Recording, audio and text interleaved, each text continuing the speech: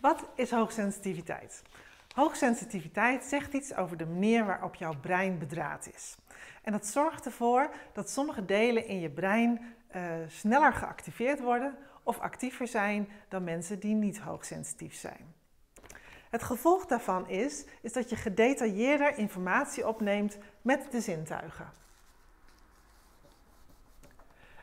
En dat is bij hoogsensitiviteit vooral via het zicht, onze ogen, de neus, de geuren die we waarnemen en de oren en het geluid wat we horen. En dat zijn de 3 zintuigen die het meest sterk reageren, wat blijkt uit onderzoek.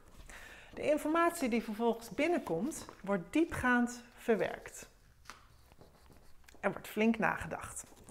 En tenslotte wordt er sterker en intenser gereageerd op de informatie. Ik zeg eigenlijk altijd dat hoogsensitiviteit te herkennen is aan 4 eigenschappen. Kenmerk 1 is de gevoeligheid van de zintuigen. En daarmee bedoel ik dat je gevoeliger bent voor licht, geluid, gevoel, of de tast en beweging, dat wat je proeft en dat wat je ruikt. Eigenlijk zou je kunnen zeggen dat het net zo is als bij de dieren, dat we heel veel details opmerken. En dat heeft een hele mooie schoonheid in zich, want het kan zijn dat je gevoeliger bent voor het prachtige lijnenspel van een architectonisch hoogstandje. Of het is zo dat je intens kan genieten van een concert omdat je helemaal meegaat in de muziek en het ritme. Of dat je de tranen in je ogen schieten van een heerlijk gerechtje wat je proeft. Dat zijn allemaal dingen die bijdragen aan het genieten in het leven. Maar het kan af en toe ook lastig zijn. Misschien draag jij wel vaker een zonnebril omdat je te veel en te snel last krijgt van het felle licht. Of heb je behoefte aan soms echt complete stilte om je heen en draag je zo'n noise cancelling koptelefoon. Of je schrikt ontzettend van opeens plotselinge harde geluiden. En zo kan het ook zijn dat je totaal overprikkeld raakt van alle bewegingen om je heen en alle drukte. En dat is soms wel eens lastig. Eigenschap 2 is dat diepgaand informatie verwerken en dan vooral het denken. Het denken aan scenario's, aan kansen, aan mogelijkheden, aan bedreigingen, aan consequenties.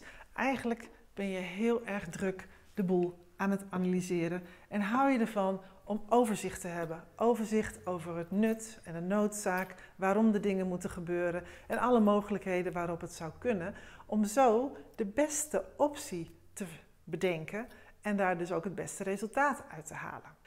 Dat maakt dat je natuurlijk heel gedegen werk kunt leveren, omdat je heel erg veel hebt doorgedacht, vooruit hebt gekeken, rode lijnen ziet.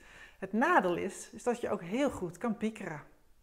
Eigenschap nummer 3. Dat is de empathie.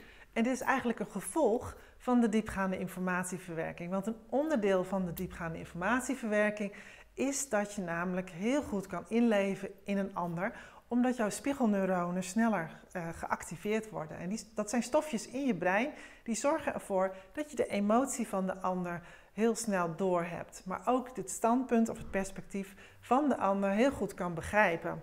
Eigenlijk zorgt het ervoor dat je dus heel snel weet hoe het met iemand gaat. Je kan de sfeer goed aanvoelen.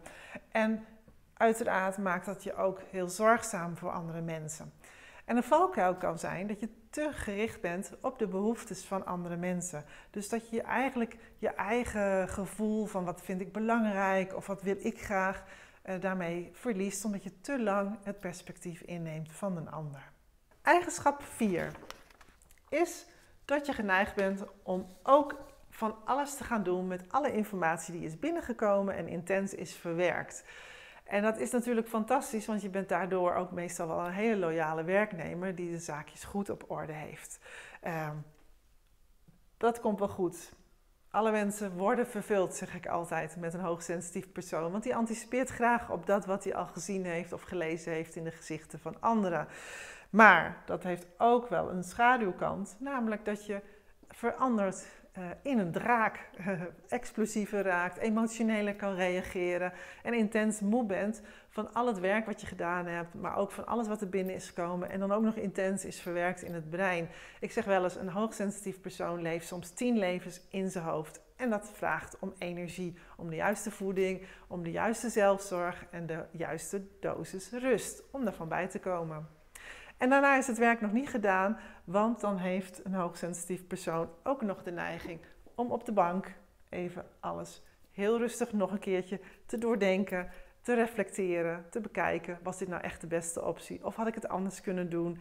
Of was het wel goed in de ogen van de anderen dat wat ik heb gedaan? Hoogsensitiviteit is dus een prachtig biologisch gegeven wat maakt dat jij beschikt over een aantal talenten en een aantal valkuilen die soms de aandacht nodig hebben. Maar overal maakt het je een hele loyale, gedegen werknemer die rekening houdt met andere mensen en super creatief kan zijn doordat hij alles met alles kan verbinden. Wil jij nou op de hoogte blijven van al mijn filmpjes die ik post over hoogsensitiviteit en de hoogsensitieve High Sensation Seeker? Abonneer je dan eventjes op mijn lijst, druk op het belletje zodat je een signaaltje krijgt als ik iets nieuws heb gepost en blijf me wat langer volgen. Ook is het mogelijk om een gratis mini-cursus jouw HSP 4-daagse te volgen en daarvoor zie je de link onderaan dit filmpje. Dag!